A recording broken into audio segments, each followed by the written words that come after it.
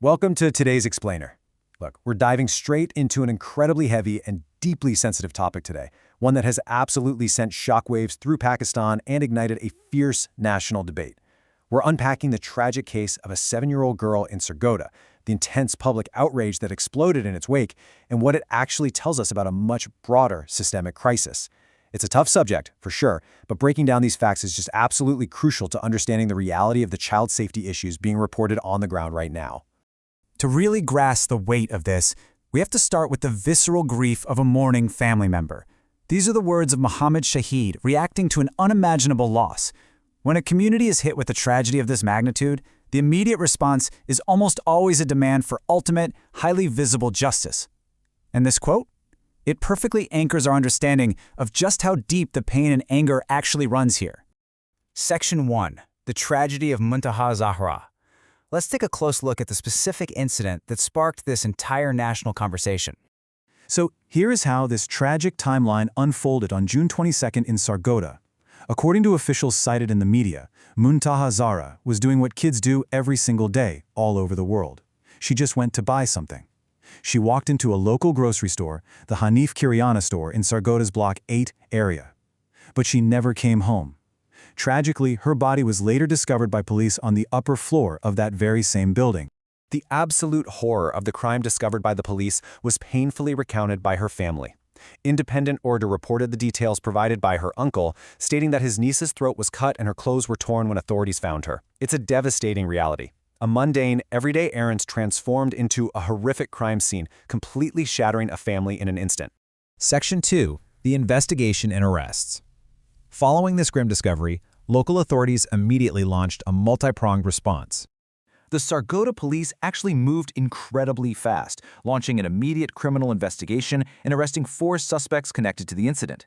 According to the victim's family, a 5th suspect who managed to flee the scene was later killed in an encounter with the police, but they didn't stop at just the immediate arrests. Authorities cast a much wider net, sending forensic samples from 18 different individuals suspected of being involved straight to a laboratory for testing. And this statement right here clearly illustrates the official stance of the Sargodha police. Superintendent of Police Mohammed Imran said this while confirming they were interrogating the arrested suspects. It's a very clear promise of legal accountability, meant to assure the public that the institutional justice system is working exactly as it should to ensure anyone involved faces the consequences under the law. Section 3. Demands for extreme punishment. As we so often see in cases of extreme trauma, the official legal process is heavily clashing with intense public fury. You see, this widespread anger quickly manifested physically in the community. The grief wasn't just contained to statements or peaceful protests, it boiled over. Enraged residents repeatedly attacked the grocery store where the crime took place. The damage was so extensive and the situation got so volatile that Sargodha authorities were literally forced to step in and completely seal off the premises just to maintain order. This physical outrage on the streets is entirely mirrored by the rhetoric coming from the victim's family. Zahra's uncle, Mohammed Shahid, has been highly vocal, explicitly demanding that the perpetrators be hanged in public.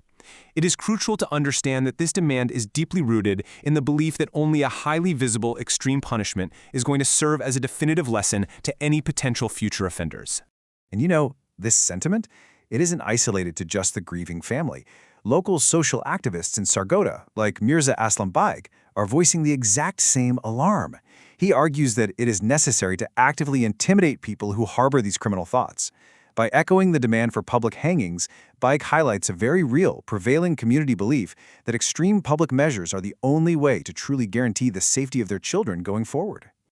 Section 4. A nationwide safety crisis. Now, let's take a step back from Sargodha, because we need to look at how this isolated incident connects to a much larger issue. 3,606. Just let the stark reality of that number sink in for a second. This isn't a statistic pulled from over a decade. This is the total number of child abduction and rape cases reported in Pakistan in the year 2025 alone, according to the source data. It is a massive, highly concerning figure that completely reframes our understanding of what happened in Sargodha. That figure comes directly from a report compiled by the NGO Zahra. What this data reveals is the absolutely staggering scale of the child safety crisis across the nation. It confirms that Muntaha Zahra's case, while horrific and deeply personal to her community, is tragically part of a massive national epidemic.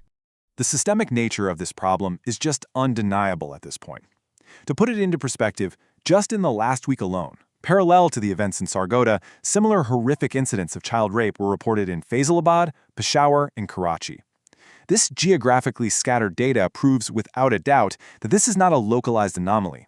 It's a pervasive threat that spans across entirely different provinces. Which brings us to the biggest takeaway of this entire explainer. We've looked at the horrific crime, the swift police action, the intense public demand for extreme deterrence, and the staggering national statistics. So the question we have to leave you with today is this: how can effective legal action and special measures be enacted to finally keep children safe? Are the current legal frameworks enough, or does a crisis of this magnitude require a fundamental shift in how justice is handled? Thanks for walking through this difficult but vital information with me today. Keep asking those tough questions.